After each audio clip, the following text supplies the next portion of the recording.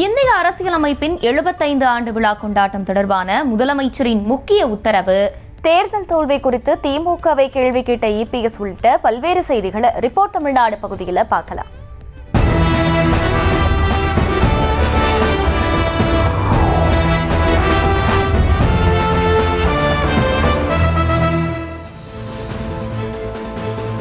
அந்நிய மொழிகளின் மூலமாக பண்பாட்டு தாக்குதல் நடந்தாலும் தமிழும் தமிழ் இனமும் தமிழ்நாடும் நிலைத்து நிற்பதற்கு தமிழின் வலிமையும் அதன் சிறப்பும் தான் காரணம் என முதலமைச்சர் மு.க.ஸ்டாலின் பெருமிதத்துடன் தெரிவித்திருக்கிறார். சென்னையில் நடைபெற்ற முத்தமிழ் பேரவையின் பொன்விழா ஆண்டு இசை விழா மற்றும் விருதுகள் வழங்கும் விழாவில் முதலமைச்சர் மு.க.ஸ்டாலின் கலந்து கொண்டு கலைஞர்களுக்கு விருதுகளை வழங்கி சிறப்பித்தார். இதில் கலைஞர் விருது நடிகர் சத்யராஜுக்கு வழங்கப்பட்டது. பன்மொழிகளிலும் 200 திரைப்படங்கள் நடித்துள்ள இவர் தமிழ் உணர்வு மிக்கவர். இவரின் கலைத்திறனை பாராட்டி இவருக்கு முத்தமிழ் பேரவையின் சார்பில் கலைஞர் விருதை வழங்கி கௌரவிக்கப்படுகிறது. இதனைத் தொடர்ந்து நிகழ்ச்சியில் பேசிய முதலமைச்சர், எங்கும் தமிழ் எதிலும் தமிழ் என்பது நமது முழக்கம் என்றும், அதேபோல இசையிலும் தமிழ் ஒலிக்கணும் செழிக்கணும் எனவும் தெரிவித்திருக்கிறார். அந்நிய மொழிகள் மூலமா பல்வேறு பண்பாட்டு தாக்குதல் நடந்தாலும் எல்லாத்தையும் தாங்கி தமிழும் தமிழினமும் தமிழ்நாடும் நின்று நிலைக்க தமிழின் வலிமையும் நம்ம பண்பாட்டின் சிறப்பும் தான் காரணம்.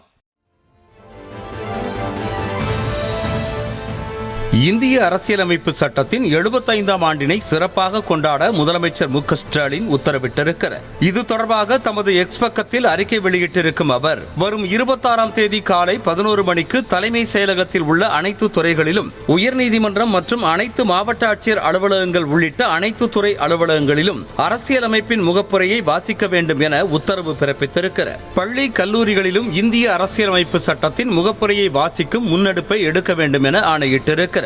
இதனைத் தொடர்ந்து பள்ளி கல்லூரிகளிலும் அரசியலமைப்பு சார்ந்த போட்டிகள், கருத்தரங்கு, வினாடி வினா உள்ளிட்ட போட்டிகளை நடத்த வேண்டும் என தெரிவித்திருக்கிறார்.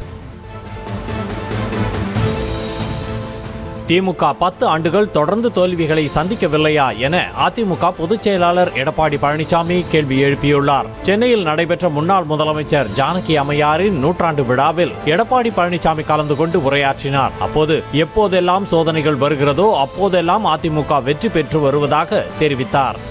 இன்று தினம் பல பேர் பேசுகிறார்கள், அனைத்து இந்திய அண்ணா திராவிட முன்னேற்ற கழகம் தொடர் தோல்வி என்று. ஏன் திமுக 10 ஆண்டு காலம் தொடர் தோல்வியை சந்திக்கவில்லையா?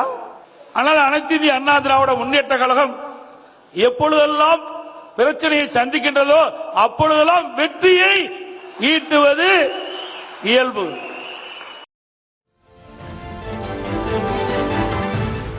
தமிழ்நாட்டில் மருத்துவ படிப்பிற்கான சிறப்பு கலந்தாய்வு இன்று நடைபெறுகிறது. தமிழ்நாட்டில் MBBS மற்றும் BDS இளநிலை மருத்துவ படிப்புகளுக்கான கலந்தாய்வு 4 கட்டங்களாக நடைபெற்று முடிந்தது. இதில் 7 MBBS இடங்கள் மற்றும் 28 BDS இடங்கள் மட்டுமே நிரப்பப்படாமல் காலியாக இருந்தன. அதேபோல அன்னை மருத்துவக் கல்லூரி மற்றும் MGR மருத்துவக் கல்லூரிகளுக்கு கூடுதலாக தலா 50 இடங்களை ஒதுக்கி தேசிய மருத்துவ ஆணையம் உத்தரவிட்டது. இதனால் தற்போது காலியாக உள்ள மொத்தம் 135 மருத்துவ இடங்களை நிரப்புவதற்கான சிறப்பு கலந்தாய்வு இன்று நடைபெறுகிறது.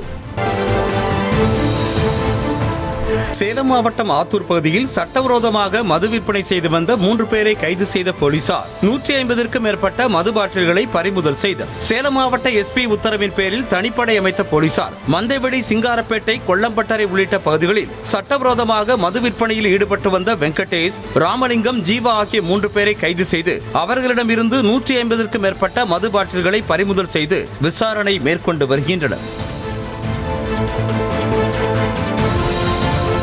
மதுரை மாவட்டம் திருப்பரங்குன்றம் ரயில்வே நிலையத்தில் விஷமருந்திய நபரை காப்பாற்றுவதற்காக 1 கிலோமீட்டர் தூரத்திற்கு ஸ்ட்ரெச்சரில் தூக்கி சென்ற ஆம்புலன்ஸ் ஊழியர்களின் செயல் பாராட்டுக்களை பெற்று வருகிறது. சம்பவ இடத்திற்கு ஆம்புலன்ஸ் செல்ல முடியாத அளவிற்கு சாலை இருந்ததால் ஆம்புலன்ஸ் ஓட்டுநர் ஹரி விக்னேஷ் மற்றும் மருத்துவ உதவியாளர் அன்புச்சந்திரன் ஆகியோர் 1 கிலோமீட்டர் தூரத்திற்கு ஸ்ட்ரெச்சரில் தூக்கி சென்றனர். தேனியில் இந்நிலையில் உயிரிழந்தவருக்கு சிகிச்சை அளித்து பணம் பறித்ததாக கூறி அவரது உறவினர்கள் தனியார் மருத்துவமனையை முற்றுகையிட்டு வாக்குவாதம் செய்ததால் பரபரப்பு ஏற்பட்டது. மார்க்கேன்கோட்டை பகுதியைச் சேர்ந்த மனோஜ் என்பவர் மரத்தில் இருந்து கீழே விழுந்து அடிபட்ட நிலையில் நட்டத்தி நாடார் மருத்துவமனையில் சிகிச்சைக்காக அனுமதிக்கப்பட்டார். இந்த நிலையில் அவர் உயிரிழந்ததை மறைத்து தொடர்ந்து சிகிச்சை அளிப்பதாக கூறி மருத்துவமனை நிர்வாகம் 70,000 ரூபாய் கட்டணம் வசூலித்ததாக கூறப்படுகிறது. இதனால் ஆத்திரமடைந்த மனோஜின் உறவினர்கள் கண்ணீருடன் மருத்துவமனையை முற்றுகையிட்டனர்.